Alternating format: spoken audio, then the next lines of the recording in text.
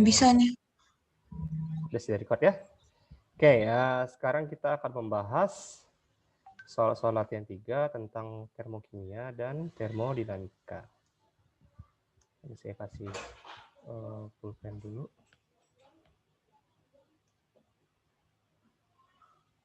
Pensil nggak bisa ya? Ya udah. Jadi soal pertama, suatu tangki yang mengandung 10 liter gas ideal pada tekanan 5 atmosfer diekspansi secara isoterm dan reversibel pada 25 derajat Celcius sehingga tekanannya menjadi 1 atmosfer. Dalam proses ini hitunglah kerja sistem. Ya berarti W-nya kan. Hitung W. W itu kan ya. Halo? Belum bisa record. Dia minta izin dulu dari hostnya untuk record. Ini saya udah record.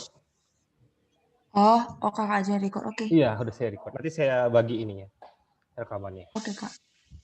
Oke, tangki 10 liter, tekanan 5 atmosfer, sehingga tekanannya menjadi 1 atmosfer. Ekspansi isotherm reversible. Sebentar, saya coba pahami dulu. Volumenya tetap, tekanannya berubah ya.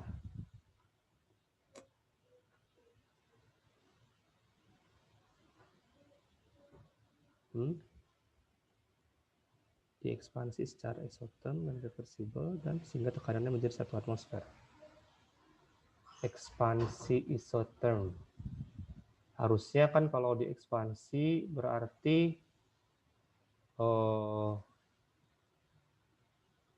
volumenya berubah ya. Ini tekanannya tetap.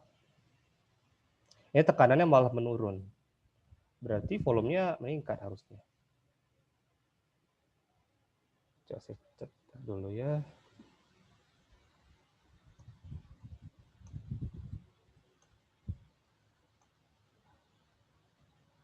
Jadi diketahui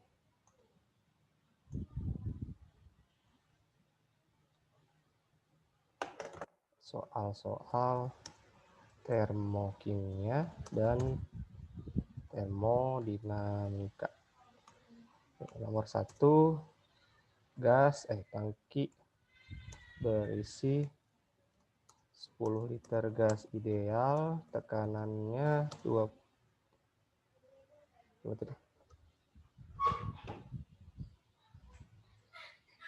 atmosfer. 5 atmosfer diekspansi isotherm sehingga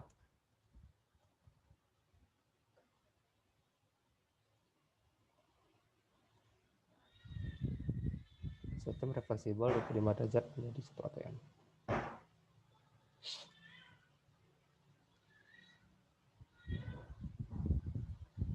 Pada 25 derajat Celcius sehingga tekanan menjadi 1 atm.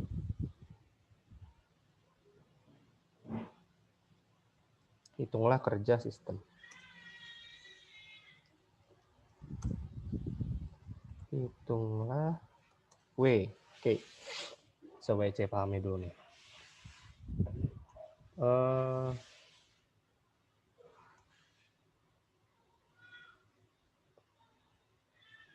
Kalau ekspansi itu biasanya ya volumenya bertambah.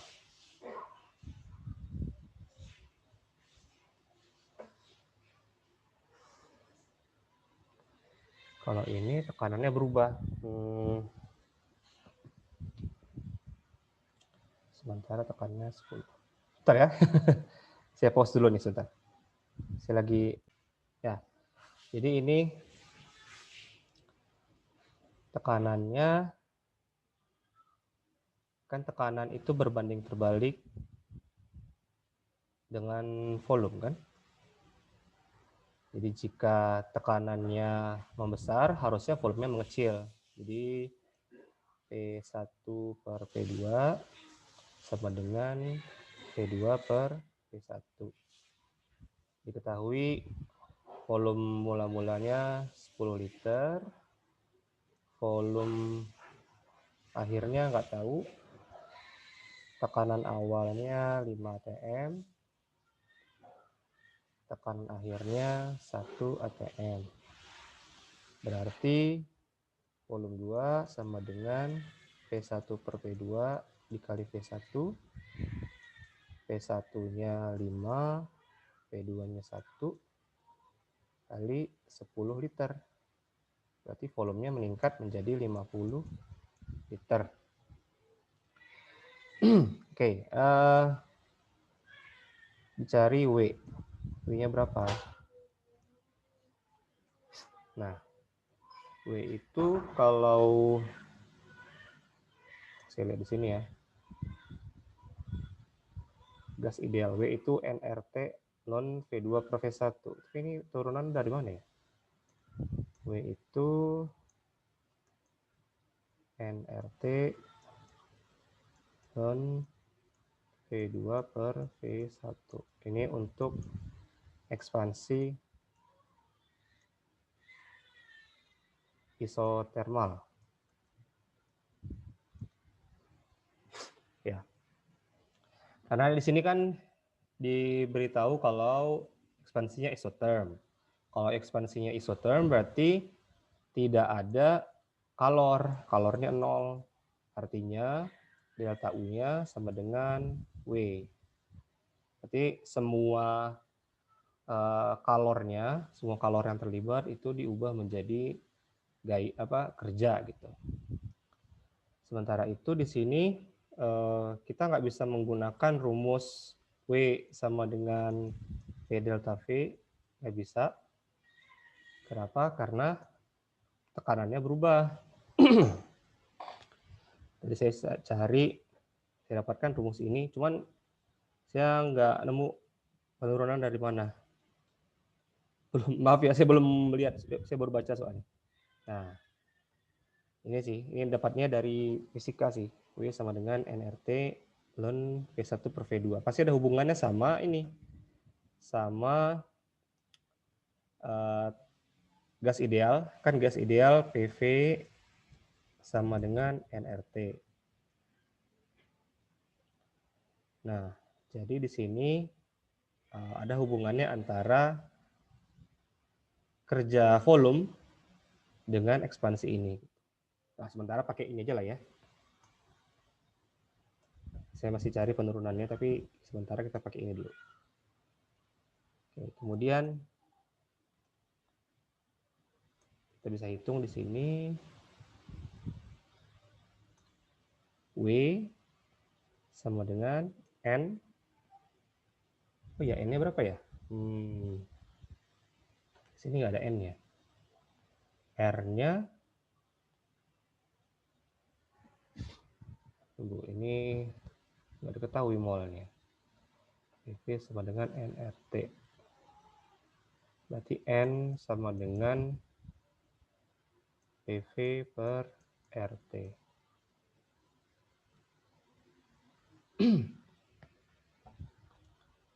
Kalau saya masukkan di sini PV per RT,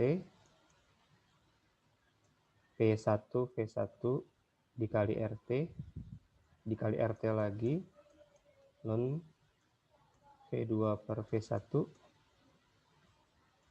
P1-nya 5 atm, V1-nya 10 per RT, RT-nya bisa dicoret.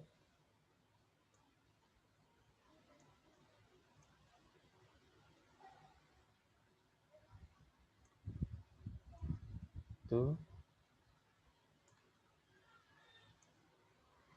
dikali ln V2. V2-nya berapa ya? OT-nya.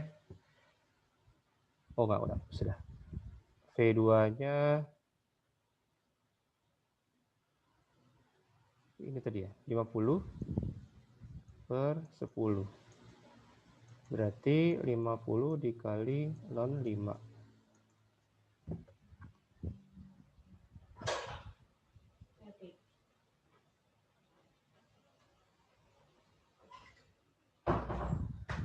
80. Sisi 80 joule ya. Gitu. Nah, gimana, ada pendapat? Sambil cari ekspansi isoterm.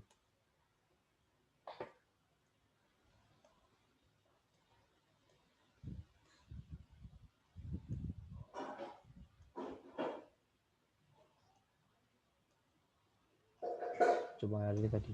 Ini ekspansi isoterm, suhunya konstan, energi internal gas hanya fungsi dari suhunya.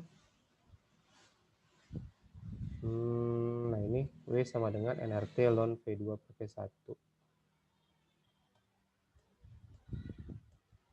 Nah saya kira tadi isohorik, ternyata enggak kan. Kalau isohorik itu volumenya konstan. Karena tadi juga di soal hanya diberitahu perubahan tekanan kan. Ini kan cuma tekanannya yang berubah. Karena dia bukan isohorik, otomatis volumenya juga pasti berubah. Nah, volumenya ternyata juga meningkat menjadi 50 liter. Sehingga kita harus gunakan rumus yang ini. Nah, ini kan tadi ya. Ini kan tekanannya 5 awalnya, terus diekspansi sehingga tekanan turun. Berarti volumenya meningkat menjadi 50 liter, suhunya tetap. Dihitung proses kerjanya berapa. Nah, tapi di sini nggak diberitahu molnya berapa, sehingga tadi kita pakai molnya dari perhitungan. Ya, molnya kan ini ya, pakai gas ideal, PV sama dengan nRT, sehingga mol itu PV per RT. Gitu. Nah, ada pendapat? Nggak ada?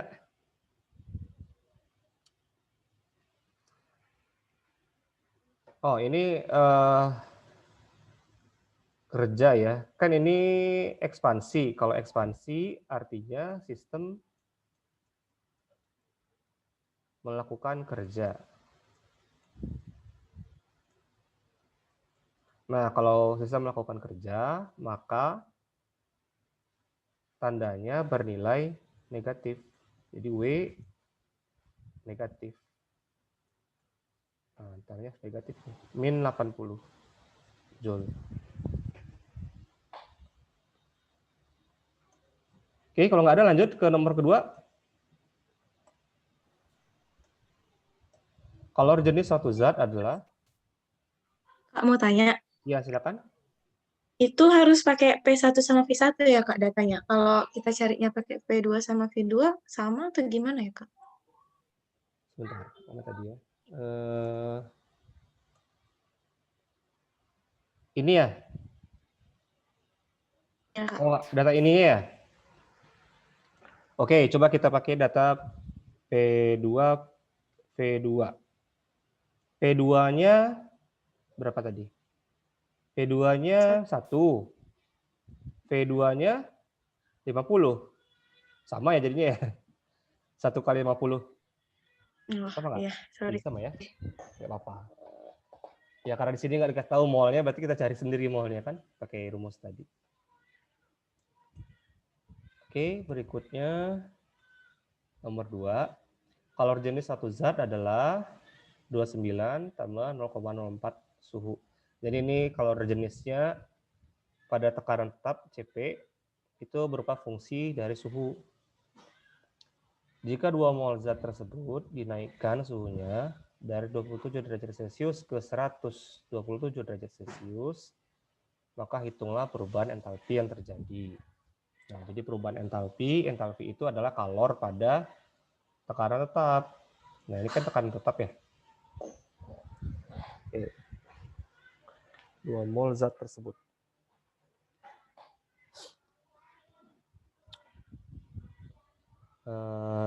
Ini kayaknya mesti pakai rumus khusus karena CP-nya selalu berubah.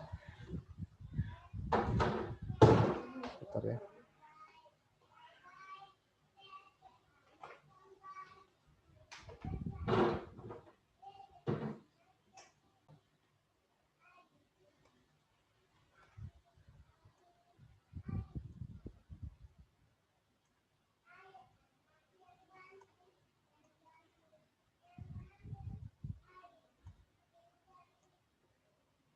Jadi soal 2 ya.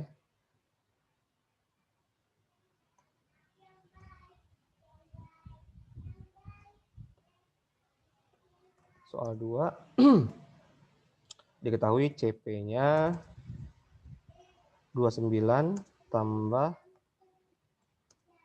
0,04 T Joule per mol Kelvin.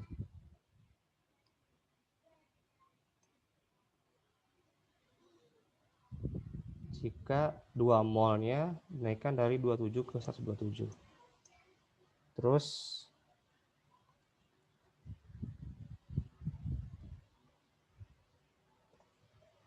dua mol zat dinaikkan suhunya dari 27 derajat Celcius menjadi 127 derajat Celcius. Hitung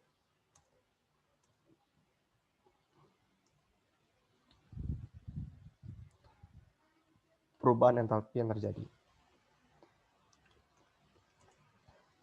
Perubahan entalpi. Oke. Nah, jadi entalpi itu adalah kalor pada tekanan tetap. Nah, jadi entalpi adalah kalor pada tekanan tetap. Jadi perubahan entalpi yang ditanyakan itu adalah Q sama dengan CP delta T. Nah, karena ini kalor CP-nya sangat berubah terus ya. Karena ini berubah terus, berarti kita bisa menghitung kalau delta H sama dengan integral dari CP dt. Nah, CP-nya dari 27 ke 127. Ini nilainya kita masukkan di sini 29 tambah 0,04 T dt. Terus jadinya ini kan jadinya 29 T tambah setengah ya, 0,02 T kuadrat 27 127. Benar nggak nih integral saya? Benar nggak? Bener kok. Benar ya. 29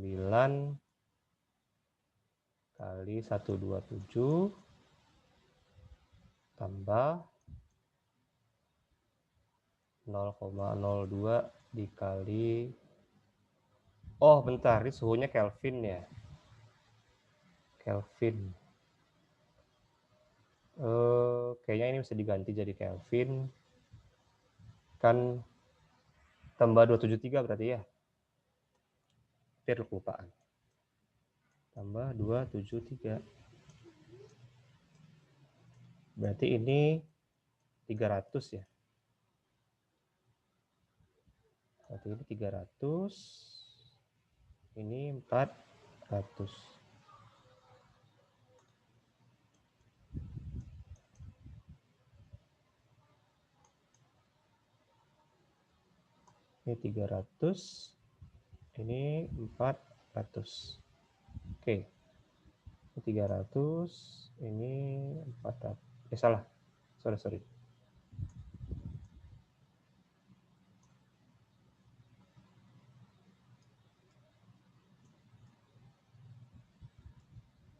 Ini juga gitu.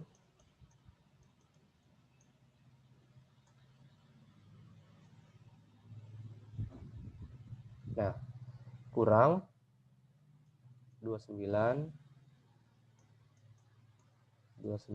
kali 300 tambah 0,02 kali 400. 29 kali 400.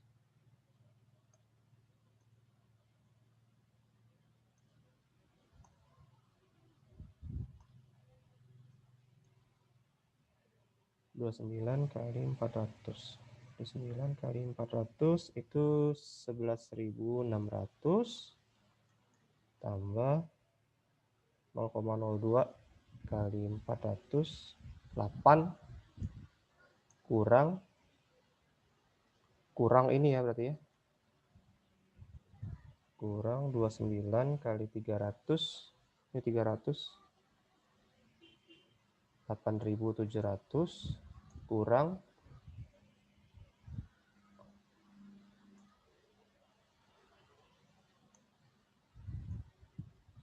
0,02 kali 306. Jadi 11.600 tambah 8 kurang 8.700 kurang 6. Jadinya 2.902 Joule per mol. Joule ya, Joule per mol. Atau 2,902 kilojoule per mol. Nah, karena zatnya ada 2 mol, sehingga delta T-nya, delta H-nya menjadi 5,804 kilojoule. Nah, ini jawabannya.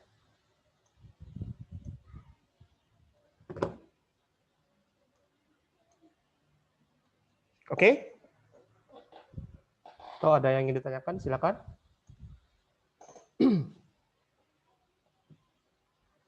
Kenapa kita tadi pakai integral? Ya karena CP-nya berubah sejalan dengan perubahan suhu. Jadi setiap berubah suhunya ditotalkan kalornya gitu.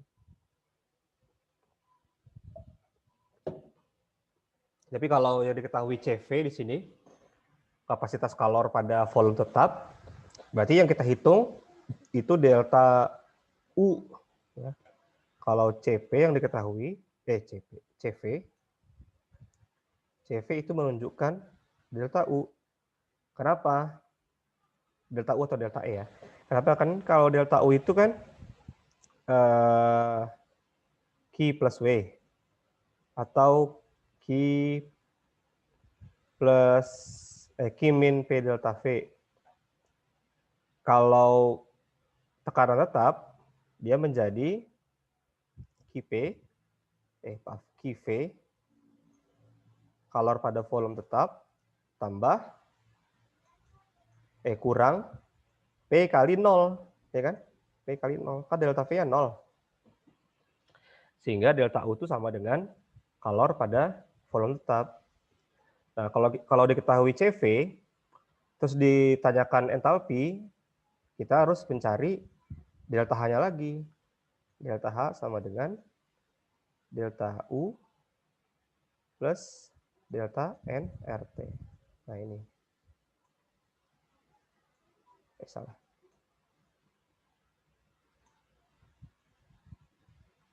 Nah ini jika diketahui, ini jika diketahui CV. Gitu ya. Nah, beruntung nih yang diketahui CP. Jadi kita bisa langsung menghitung entalpi. Kalau ada pertanyaan, kita lanjut ke nomor ketiga. Kak, kalau Silakan. misalnya yang diketahui CV, artinya informasi yang diketahui juga berbeda atau bisa sama kayak yang diketahui di soal nomor 2? Informasi? Ya, maksudnya kayak 2 mol zat dinaikkan suhunya gitu maksudnya. Bisa aja sama nih. Misalkan soal nomor 2 ini diubah CP-nya menjadi CV. Informasi yang lain sama. Nah, strategi kita mencari entalpi hanya berubah aja. Hanya berubah, tambah ini. Jadi Q yang kita cari barusan, ini kan Q ya? Yang ini ya? Sekian kilojoule kan? 2 kali 2 mol nih. Nggak berhenti di 5,804 kilojoule ini, nggak berhenti. ada step berikutnya yaitu ini. Delta N RT. Nah, untuk kasus ini harus diketahui delta N-nya. Delta N itu adalah perubahan dari apa namanya? Mol zat, ya. Mol gasnya. Jadi kan ini nggak diketahui ya. Berarti ada data yang dibutuhkan lagi. Misalnya persamaan reaksinya. Nah, kalau persamaan reaksi itu seperti contohnya CO tambah O2 menjadi CO2. Ini kan gas semua ya. Supaya setara, ini saya kali 2, ini 1, ini 2. Nah, delta N itu adalah koefisien gas di produk kurang koefisien gas reaktan. Ini kebetulan gas semua. Ini gas, ini gas, ini gas. Maka delta N-nya 2 kurang 3 sama dengan min 1. Gitu. Ya, berarti ada data yang dibutuhkan ya. Kalau yang diketahui CV. Gitu. Gimana, ada lagi? T-nya pakai yang mana, Kak? T-nya? Ya, kalau yang CV punya itu kan dia delta NRT. Kalau itu T-nya pakai yang 27 Celsius atau 127 Celsius. Ah, ya. Kalau yang ini kebetulan ya, delta H, sebenarnya pada proses ini nggak ada delta H-nya. Ya. Jadi proses ini tuh nggak ada delta H-nya. Tapi yang ditanyakan itu proses pada keadaan standar. Jadi yang delta H yang ditanyakan itu adalah proses pada keadaan standar, yaitu proses ketika tekanannya tetap. Maka yang kita gunakan T-nya adalah T standar. T-nya 298 Kelvin. Nah, gitu. Karena proses ini nggak ada delta H-nya. Langsung ada delta U. Jadi kalornya itu bukan entalpi, kalornya itu adalah energi dalam kalau proses ini. Gitu loh. Gimana? Oke, Kak, paham. Ya? Iya. Ya, kadang-kadang ada yang kayak gitu sih soalnya. Oke, berikutnya.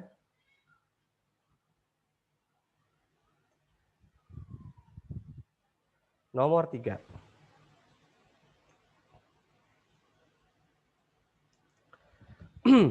Diketahui delta HF nih, energi pembentukan karbon dioksida dan air min 394 dan min 286. Diketahui pembakaran propana C38 adalah min 2221 kJ per mol. Maka hitunglah perubahan entalpi dari standar pembentukan propana. Ini bisa dipindah Pak ya? Coba saya pindahkan ke sini.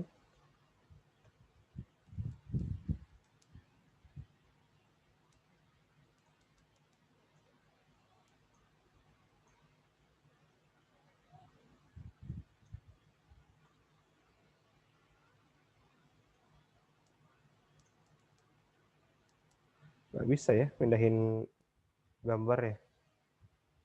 Saya baru pakai ini belum lama. Nggak bisa pindahin gambar.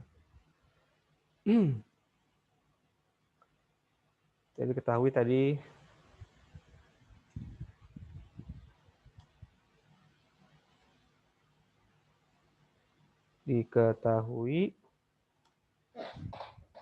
delta HF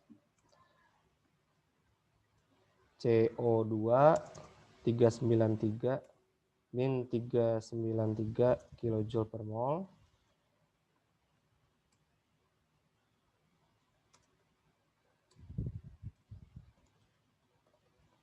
Terus H2O liquid, ini gas ya, min 286 kJ per mol. Lalu C3H8 min 2221 kJ per mol. Coba saya cek benar nggak? Oh, min 394. Ini min 394.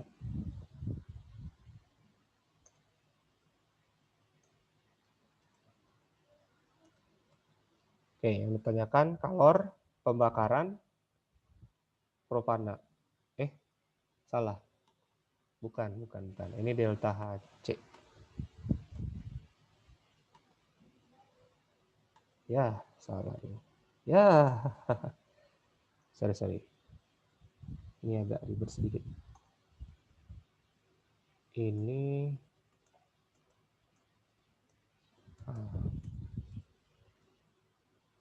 jadi ini delta HC pembakaran ya.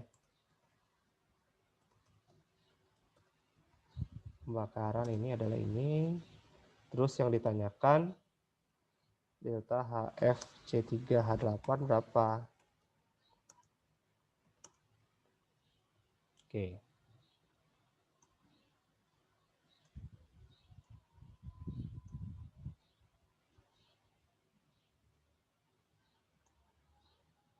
Nah, jadi ini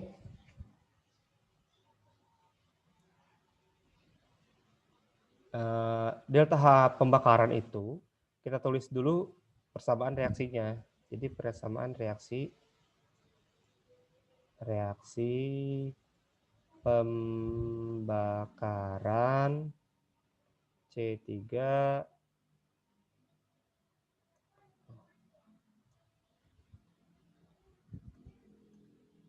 C3H8. Di rumusnya itu C3H8 tambah oksigen menghasilkan 3CO2 tambah 4H2O. Ini oksigennya ada 10 ya. 6 tambah 4, 10. Berarti di situ ada 5. Ini fasenya gas, ini gas, ini gas, ini liquid. Oke. Delta HC ini kita bisa hitung dari jumlah dari delta HF produk kurang jumlah delta HF reaktan. Delta HF produknya itu CO2 dan H2O. Karena ini datanya per mol, kita juga kali molnya di sini. Khusus untuk persamaan termokimia, mol itu koefisiennya. Berarti di sini 3 kali delta HF CO2 tambah 4 delta HF H2O kurang delta HF C3H8. Ini adalah delta HC. Nah, kenapa yang O2-nya nggak masuk? Karena ini nilainya 0. Kenapa dia 0? Karena dia unsur. Ya, karena dia merupakan unsur. Kalau unsur tidak perlu entalpi untuk membentuknya. Kan di delta HF itu entalpi yang terlibat pada pembentukan suatu zat pada keadaan standar dari unsur-unsurnya. Jadi ini nggak perlu ada entalpinya, 0 nilainya. Kemudian yang ditanyakan ini ya, delta HF ini kita pindahkan ke sana. Jadi delta HF C3H8 sama dengan 3 delta HF CO2 tambah 4 delta HF H2O kurang delta HC. Saya masukkan angkanya. 3 kali min 394 tambah 4 kali min 286 kurang min 2221. Oke, saya dapatkan berapa? 3 kali min 394 tambah 4 kali min 286 tambah 2221. Saya dapatkan min 105 kilojoule per mol.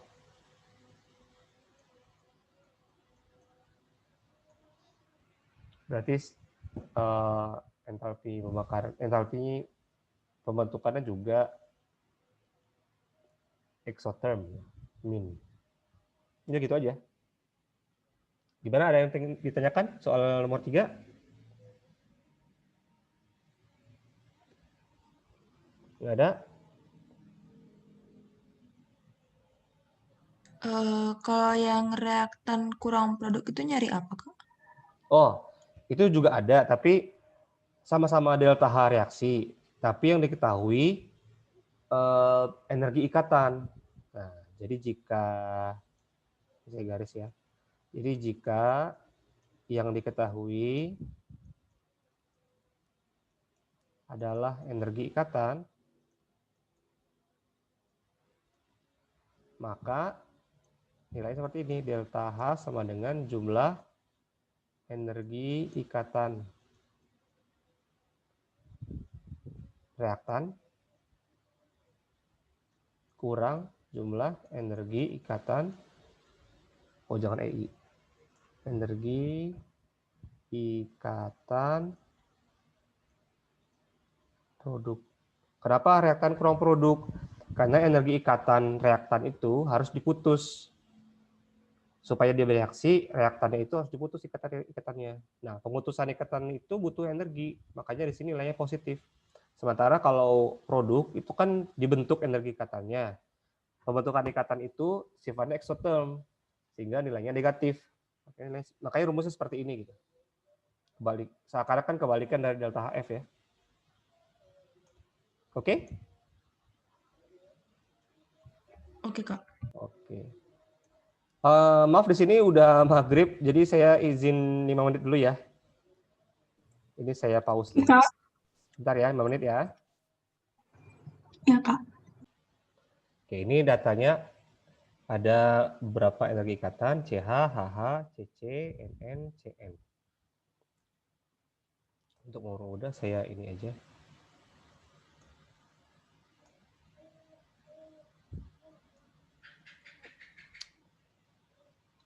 Coba ini bisa nggak dikeluarkan.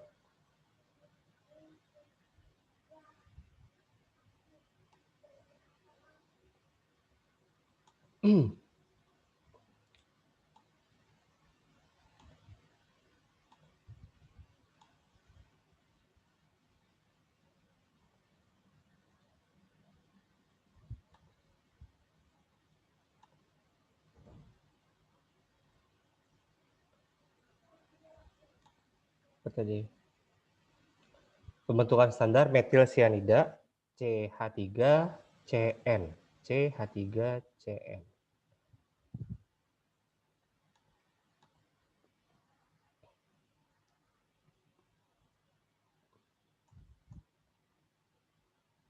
Delta HF CH3CN. CH3CN dihasilkan dari karbon solid tambah 3/2 H2 gas tambah setengah N2. Oh, dia kurang.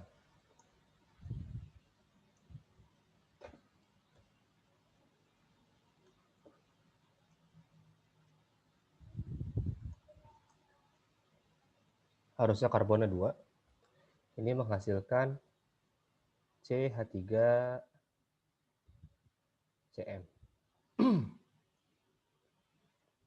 Ini fasanya apa? Nggak ada. Ya udah.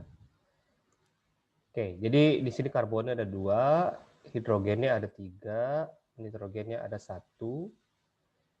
Kalau kita menggunakan data energi ikatan, kita harus mengetahui ikatannya seperti apa, apakah tunggal atau rangkap, posisinya di mana. Nah, kebetulan karbon di sini adalah karbon padatan, jadi tidak punya ikatan yang akan digambarkan. Jadi ikatan yang karbon ini adalah ikatan antar atomnya, bukan dalam molekul. Jadi ikatan karbon ini yang kita gunakan energinya adalah energi sublimasi. Ya, ini 2C tambah 3/2 HH tambah setengah N rangkap 3 N menghasilkan C N. Di sini ada H, di sini ada H, di sini H. Nah, jadi untuk menghitung delta H-nya adalah pembentukan karbon gas ya. Jadi energi yang diputus yang ini dan energi pembentukan ikatan. Ini energi yang dibutuhkan untuk memutuskan ikatan yang di sebelah kiri. Sementara yang kanan adalah energi yang dilepas saat pembentukan ikatan. Makanya di sini adalah dua kalor sublimasi karbon. Saya buat I sub tambah 3/2 dari energi ikatan hidrogen-hidrogen tambah setengah dari energi ikatan nitrogen rangkap 3 nitrogen kurang yang di sini semua. Di sini energinya ada 3 energi ikatan CH. Lihat yang dilihat garisnya ya. Garisnya ini yang dilihat. Tambah energi ikatan karbon-karbon tambah energi ikatan nitrogen rangkap 4. C rangkap 3 nitrogen.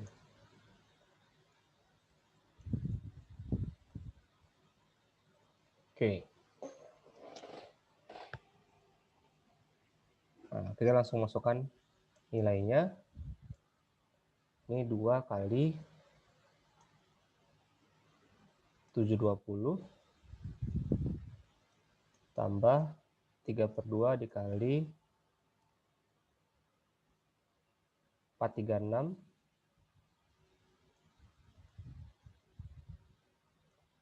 tambah setengah kali 946 kurang yang di sini semua kurang CH414 3 kali 414 kurang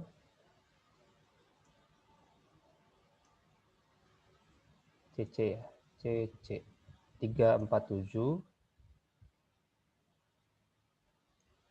kurang CN 891. Nah, ini hasilnya.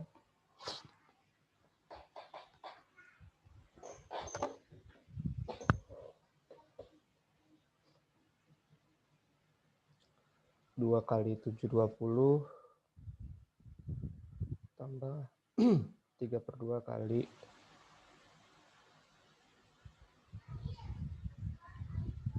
436 tambah setengah kali 946 kurang 3 kali 414 kurang 347 kurang 891. Nilainya 87.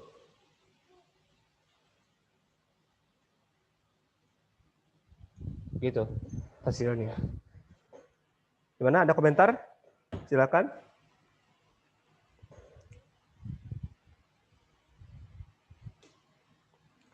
Kalau ada yang ingin ditanggapi atau ingin ditanyakan, silakan.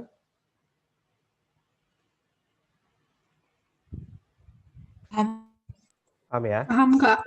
Oke. Lanjut ke soal nomor 5. Suatu gas menyerap panas sebesar 350 kalori dan dimampatkan dari 20 liter menjadi 10 liter dengan tekanan luar 1 atm. Hitunglah energi dalam sistem tersebut.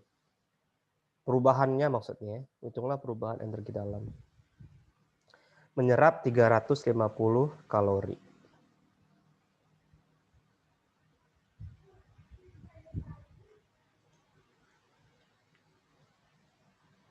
Ini soal nomor 5.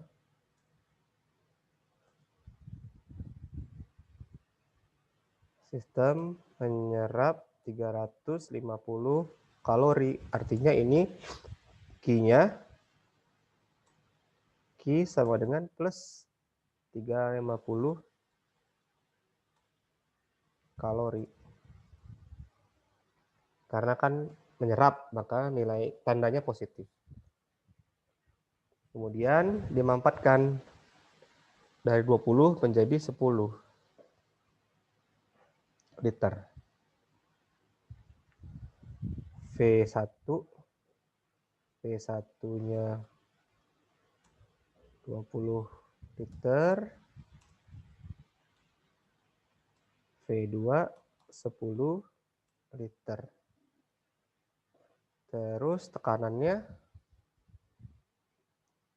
1 atm dengan P 1 atm.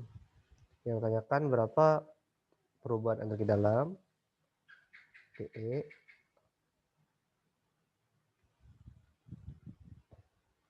Oke. Kalau di sini volumenya berkurang, artinya dia diberi tekanan dari luar atau diberikan kerja. Ya, jadi sistem menerima kerja karena V-nya berkurang atau mengecil, dikompres. Kalau ekspansi, V-nya bertambah, artinya sistem melakukan kerja. Nah, ini sepertinya kita harus ubah ini dulu satuannya.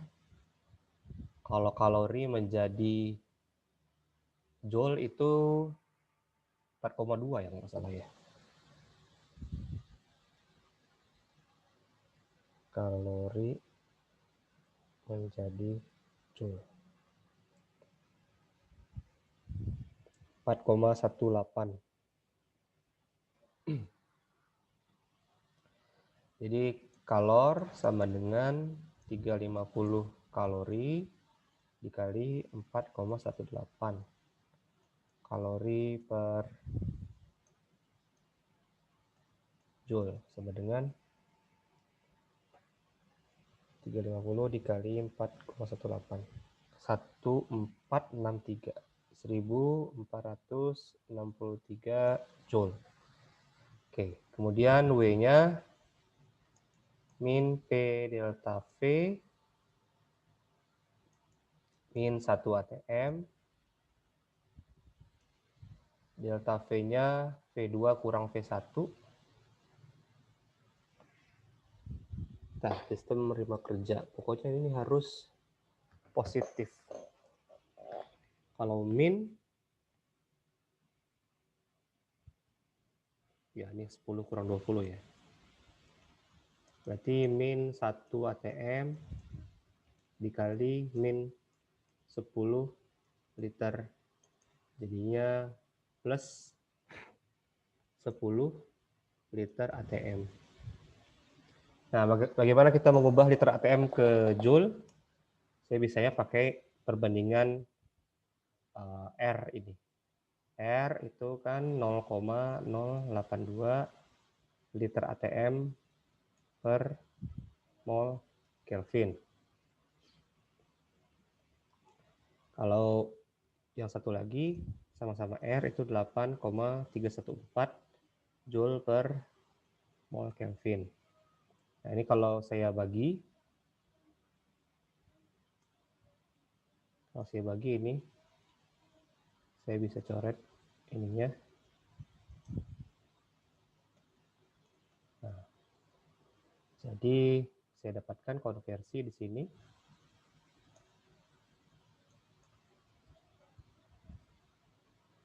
(0,082 per 8,314 liter ATM per joule. Atau kalau diubah Berarti 8,314 per 0,082 Joule per liter ATM. Nah, gitu.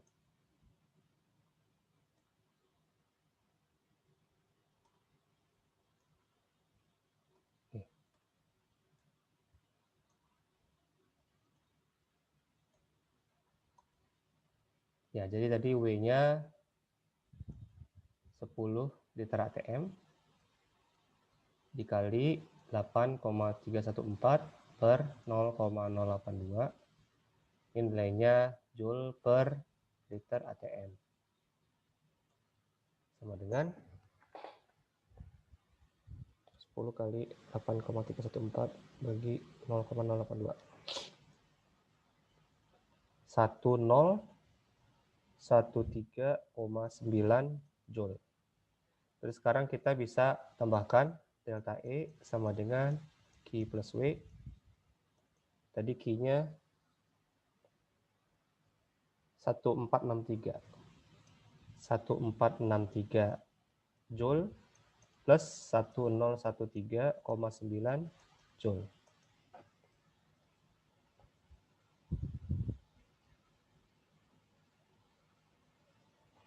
Saya dapatkan 2476,9 Joule atau 2,477 kilojoule.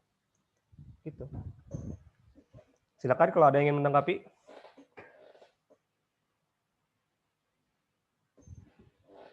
Nggak ada?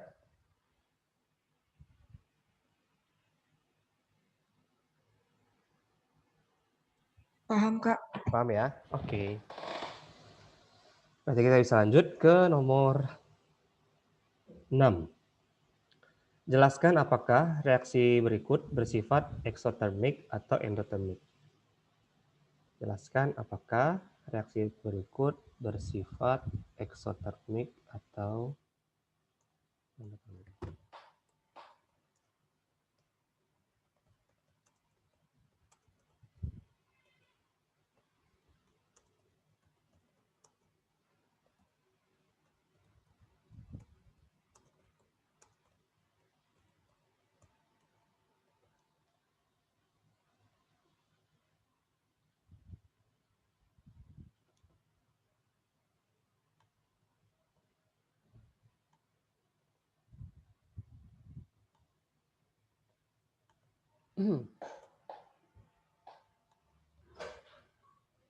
Yang pertama, uap air yang mengembun pada suatu pipa yang dingin.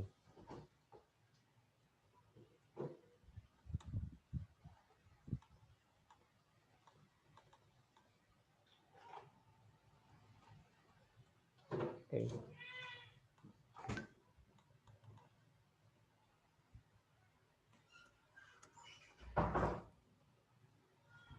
Yang pertama, uap air yang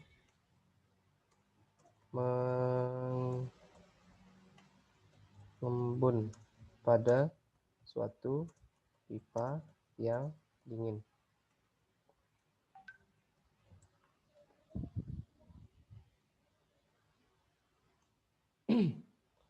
Nah, ini yang kita lihat jangan dinginnya,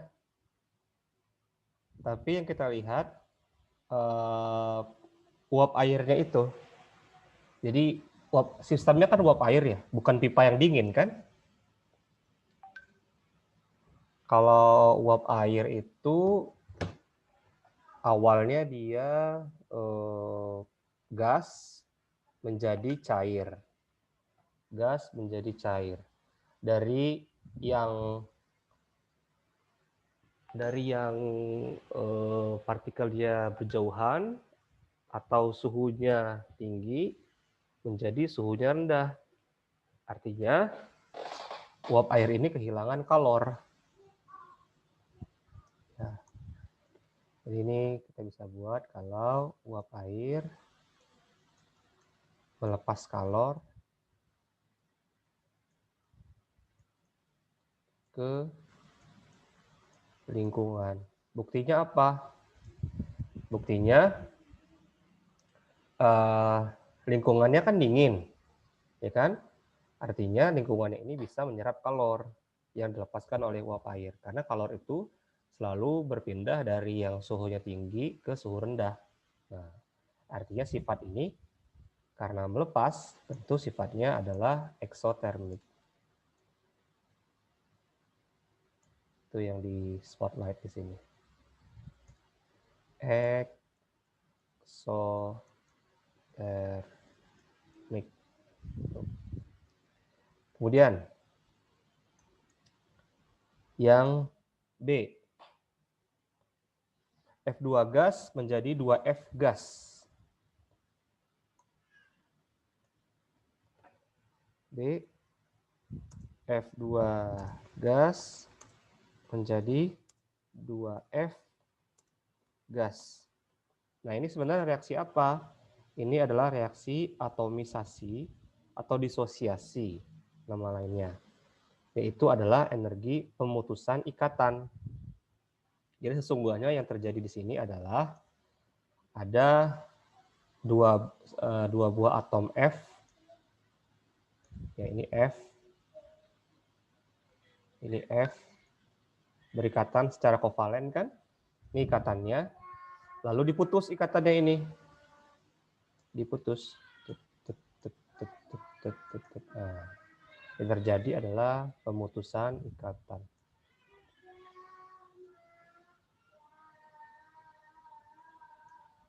Supaya bisa terputus ikatannya, artinya ini dia butuh energi. Kalau butuh energi, berarti sifatnya tentu endotermik.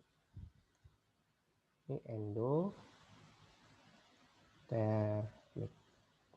Ingat aja, kalau pemutusan ikatan itu sifatnya selalu butuh energi.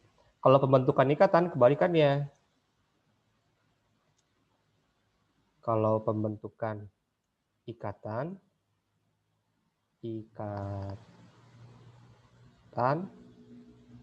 ini lepas energinya. Jadi prinsip lepas atau butuh itu, lihat yang dibentuk itu lebih stabil atau tidak. Nah, ikatan itu kan stabil. Ini kan stabil ya. Kalau belajar ikatan kimia kan, kita mengetahui kalau unsur-unsur itu berikatan untuk memenuhi konfigurasi gas mulia kan. Gas mulia itu kan stabil. Jadi dengan berikatan dia lebih stabil. Nah, berarti pembentukan kestabilan akan selalu melepas energi. Tapi kalau lepas ikatannya, artinya dia kan nggak stabil lagi tuh. Butuh energi. Itu aja logikanya. Oke, kemudian yang C, kalau C ini ionisasi. Kalau ini kasusnya berbeda. Memang lebih stabil CS plus daripada CS. Tapi elektronnya harus dibuang. Ini sesuai sama teorinya Bohr kan, kalau elektron itu semakin naik tingkat energinya atau kulitnya semakin ke atas ke tempat yang lebih tinggi, itu butuh energi. Sama seperti naik lift lah. Kalau kita mengibaratkan atom itu seperti gedung bertingkat, lantai yang paling bawah, lantai dasar, itu energinya paling rendah. Kalau elektron itu ingin naik ke yang lebih tinggi, lantainya butuh energi. Nah, ionisasi berarti lepas kan? Berarti elektronnya itu terbang atau menuju kulit atau lantai nomor tak terhingga gitu. Jadi kalau ada kulit 100, dia lebih dari 100 gitu. Akhirnya saking jauhnya transisinya dari keadaan dasar ke tak hingga. Oke, jadi ini saya buat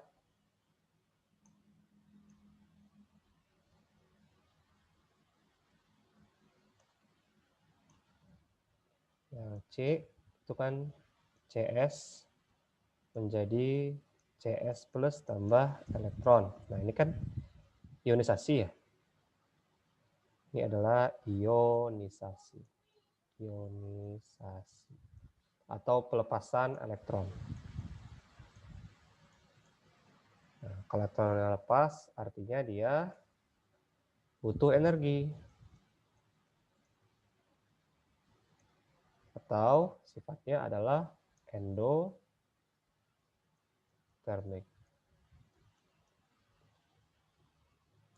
Ada komentar silakan kalau ada.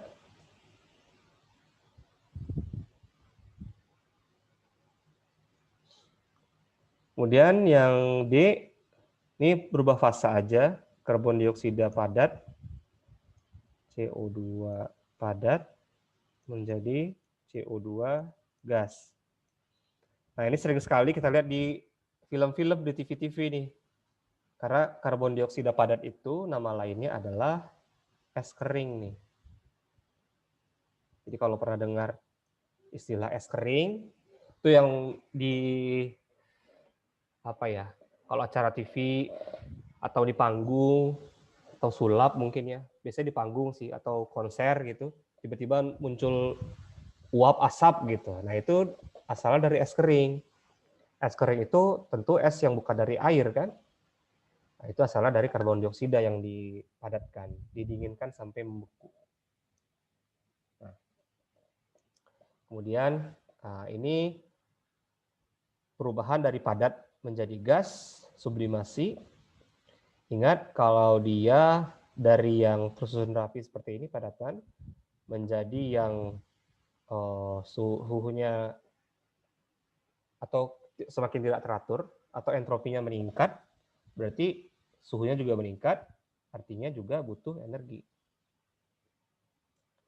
Ini juga butuh energi. Atau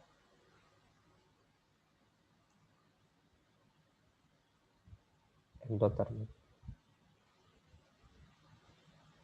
Tuh. Endoterm ya. Lepas energi. Oke. Ini energi maksudnya energi kalor ya. Energi kalor. Kayak energi ada macam-macam.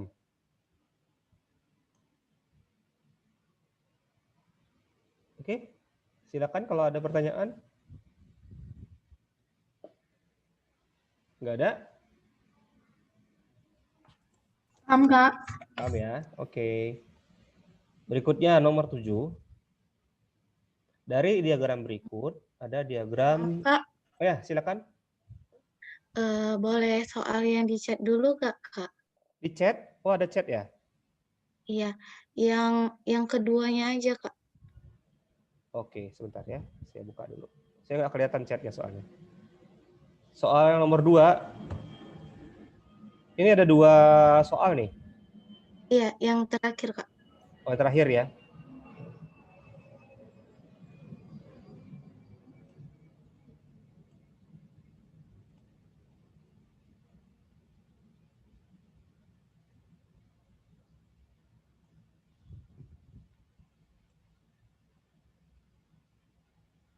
Mana dia? Bentar, foto soal ini. Oke, nih. Campuran 30 mili nikel 3 klorida. Oh, ini soalnya stoichiometri ya? Dengan 25 Iya, mili Kak. karbon dioksida menghasilkan endapan X. Endapan tersebut dipisahkan dengan HCl. Tulis persamaan reaksi yang menghasilkan endapan. Tulis persamaan reaksi. Oke, ini saya foto dulu.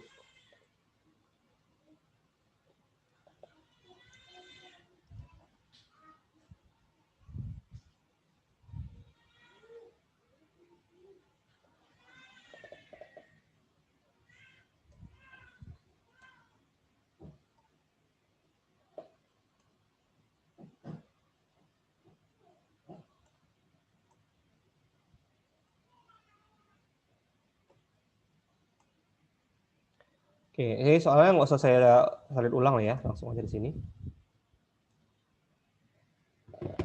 Tulis persamaan reaksi yang menghasilkan endapan X. Ini reaksinya nikel 3 klorida dengan barium hidroksida. Nikel 3 klorida. Jadi nikel 3 klorida itu adalah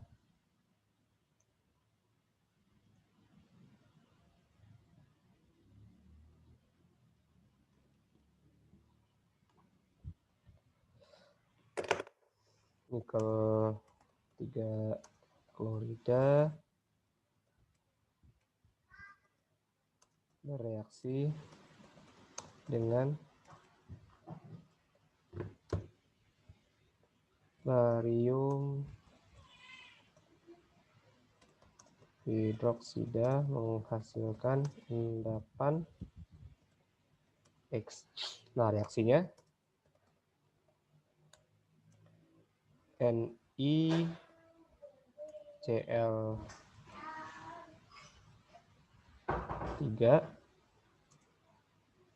tambah PaOH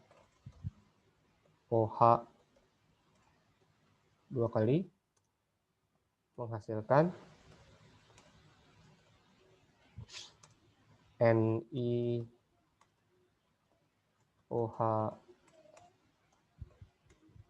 3 kali tambah PaCl2. Nah, ini tinggal disetarakan aja. Ini harusnya 3, berarti ini 3, ini 2. Nikelnya ada 2, klornya ada 6, bariumnya ada 3, OH-nya ada 2. OH-nya ada 6. Oke. Kemudian yang B, tulis reaksi antara X dengan HCl. Nah, ini endapan yang mana? Endapannya NiOH atau BaCl2? Yang mana kira-kira? Yang mana kira-kira? Yang mana yang mengendap antara kedua ini? Hidroksida Ni atau barium klorida? Yang mana? Nggak tahu? Nggak. Jadi endapan X adalah NiOH 3 kali. Nah, dari mana saya tahu? Karena semua hidroksida itu mengendap kecuali hidroksida dari golongan 1A atau golongan 1 dan golongan 2A atau golongan 2. Dan amonium. Kalau amonium hidroksida atau NH4OH itu tidak mengendap.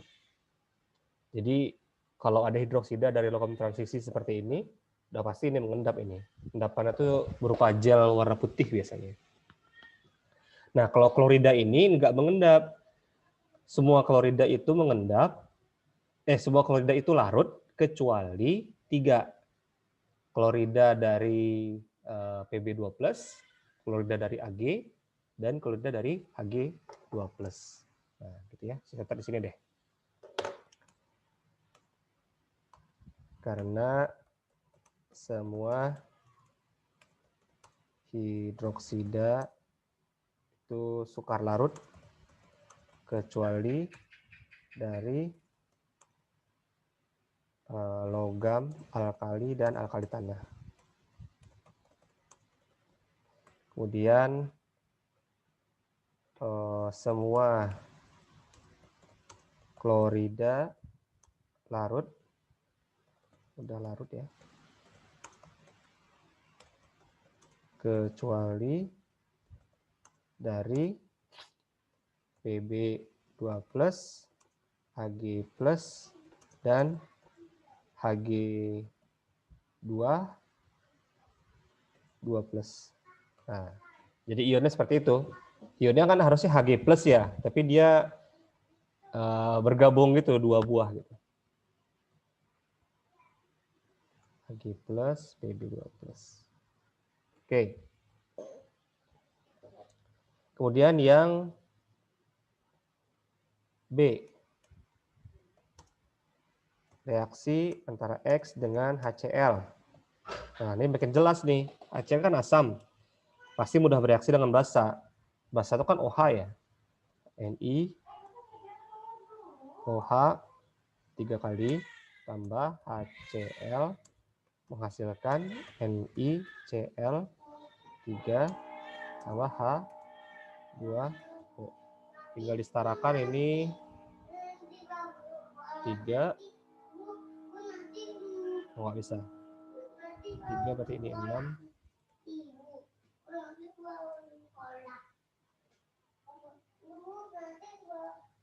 Nah, ini hidrogennya ada 6, oksigennya 3, nikelnya 2, klornya 6.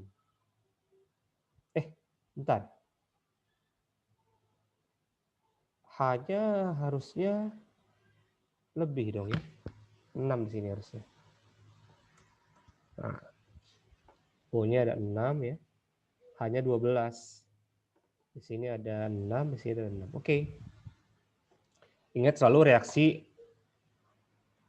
reaksi asam tambah basa menghasilkan garam tambah air. Garam itu apa? Garam itu semua senyawa ion yang kationnya bukan asam dan anionnya bukan basa, bukan H+, bukan OH- belakangnya. Itu garam biasanya. Dia yang C. Hitung massa endapan X yang dihasilkan. Nah, ini saya butuh perhitungan ya. Kita hitung dulu. Mol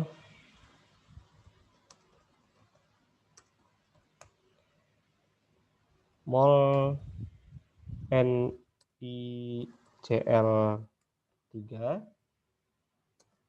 Mol itu molar kali volume kan? Molarnya 0,025 molar dikali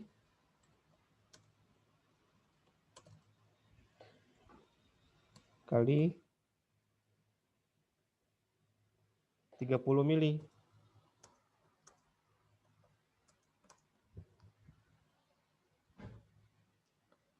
Nol koma 025 kali 30 0,75 milimol. Ingat karena ini mililiter, maka padanannya milimol.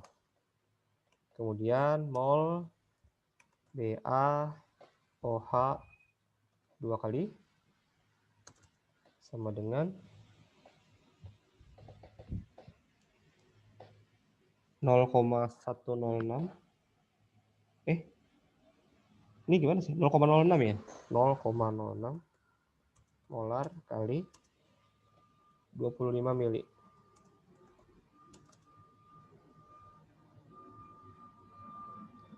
0,06 dikali 25.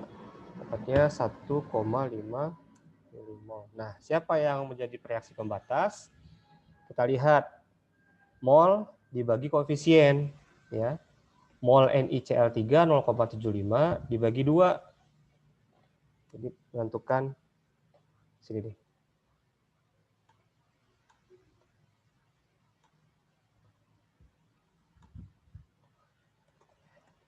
Menentukan reaksi pembatas itu adalah mol per koefisien terkecil.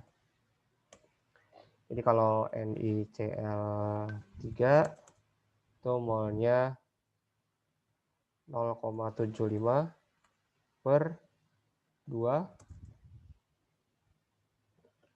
0,75 per 2 saya dapatkan 0,375. Sementara BaOH 2 kali itu 1,5 bagi 3. 0,5 ya. Nah, berarti yang lebih kecil ini kan, NiCl3. Berarti ini adalah reaksi pembatas.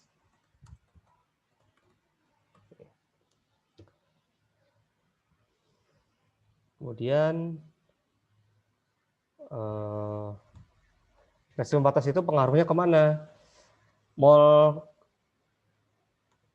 Jadi mol produk itu mengikuti mol reaksi pembatas. Mengikuti mol reaksi pembatas. Jadi mol BaOH-nya diabaikan karena ini pasti berlebih. Tuh. Kalau kita lihat di koefisiennya sama ya. Sama berarti mol endapannya juga sama 0,75. Jadi kalau biar lebih enak saya buat perhitungannya di sini, perhitungan detailnya.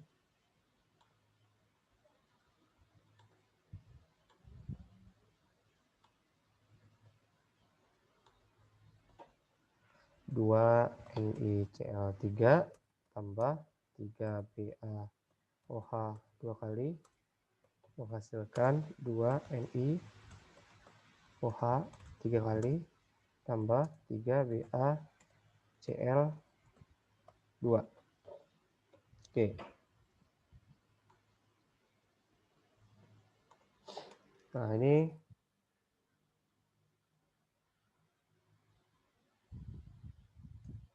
ada mula-mula di sini. Ini mula-mula. NiCl-nya ada 0,75 milimol. Ini ada 1,5 milimol. Yang habis kan NiCl3, ini 0,75. Kalau ini 3/2 dari 0,75. 0,75 dikali 3 bagi 2. 1,125. Ini 0,75, ini 1,125. Karena ini produk karena ini reaktan berkurang, ini produk bertambah.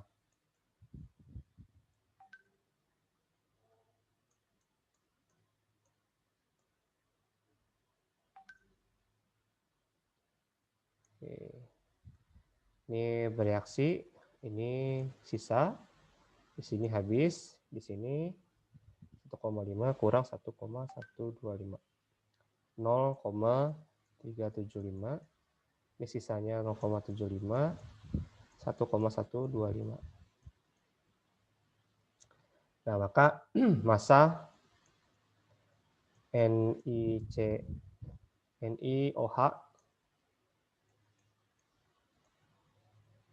3 kali adalah 0,75 dikali MR-nya. Berapa MR-nya?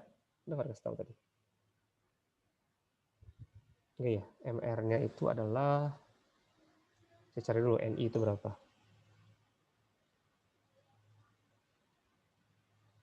Nikel itu 59. 59 tambah 17 kali 3. 59 tambah 17 kali 3. 110.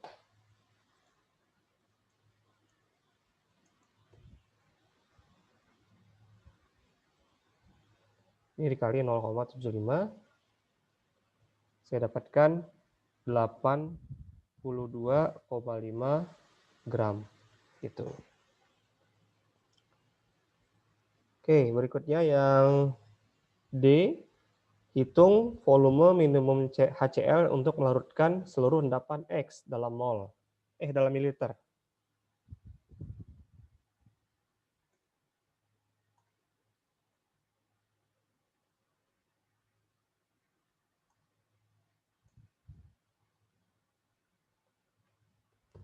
D.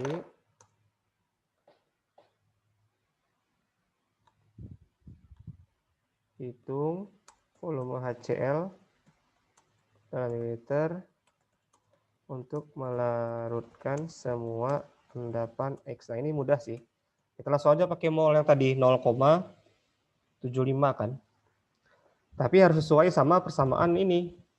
Yang B. Perbandingannya 1:3 kan. Nah, jadi mol HCl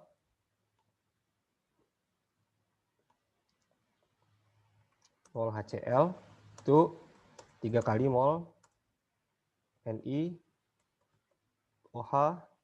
3 kali. Nah, terus di sini kita dapatkan harus mol HCl itu sama dengan 3 kali 0,75 milimol. Sama dengan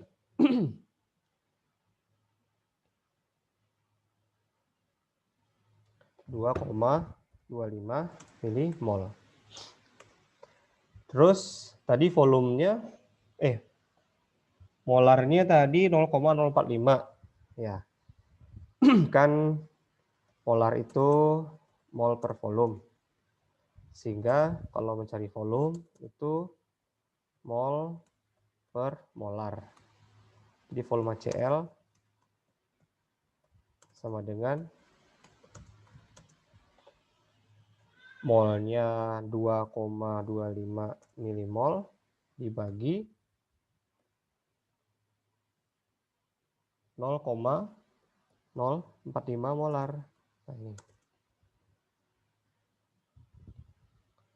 2,25 dibagi 0,045. 50 mililiter.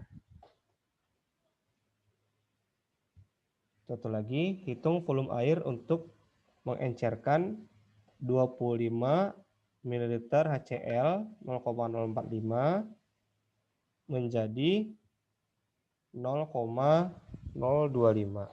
Nah, ini rumus pengenceran.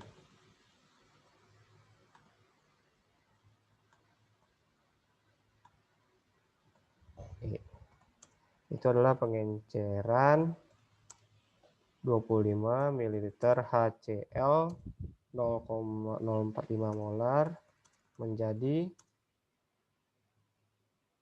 HCl 0,025. Ingat kalau pengenceran artinya mol zat tetap, ya. Nah, atau mol pertama, mol mula-mula sama dengan mol akhir. Mol itu kan rumusnya tadi molar kali volume. Molar 1 kali volume 1 sama dengan molar 2 kali volume kedua. Nah, kita tentukan volume 2-nya. Molar 1 kali volume 1 dibagi molar 2, molar akhir. Sama dengan molar satunya 0,045 kali 25 mili bagi 0,025.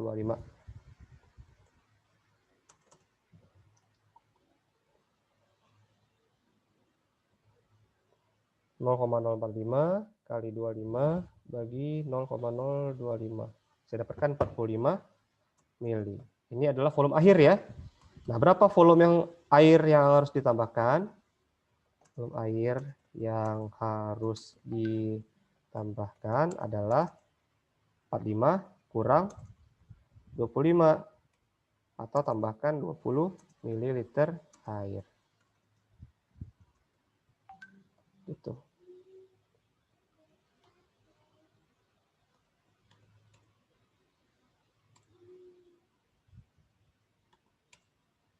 Oke, cukup gimana?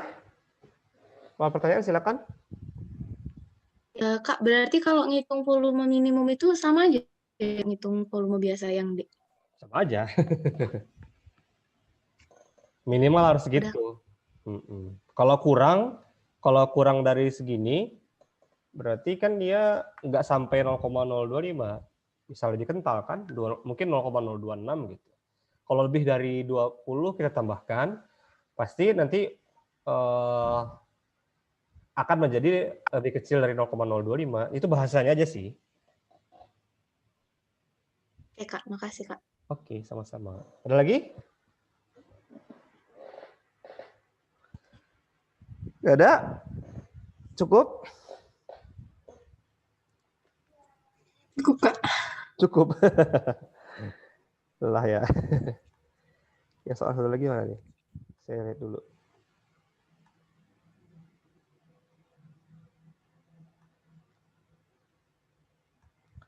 Apa nih gasohol ya? Gasohol adalah campuran bahan bakar bensin dan etanol dengan komposisi 90% volume per volume bensin. Dan ini gimana? Mau dibahas juga? Enggak?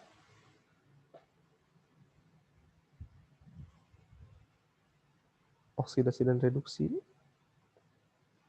Wah, panjang sekali nanti. Oke, kalau nggak ada pertanyaan, saya rasa cukup dulu. Nanti kita sambung di pertemuan berikutnya. Atau mungkin mau ditambah. Nanti kita cari waktu sendiri.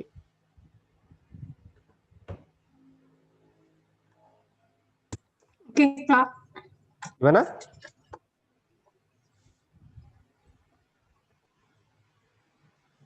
Oke, cukup. Kurang kedengaran tadi. Ya, kalau cukup ya. Ya, kalau gitu kita istirahat dulu. Nanti kalau ada pertanyaan silakan kontak aja saya. Kalau butuh tambahan waktu belajar lagi nanti bilang aja biar kita jadwalkan.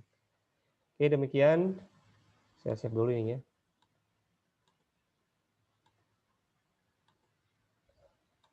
Oke, demikian saya rasa cukup. Selamat beristirahat. Assalamualaikum warahmatullahi wabarakatuh. Selamat malam. Terima kasih, Kak. Ya. Terima kasih, Kak.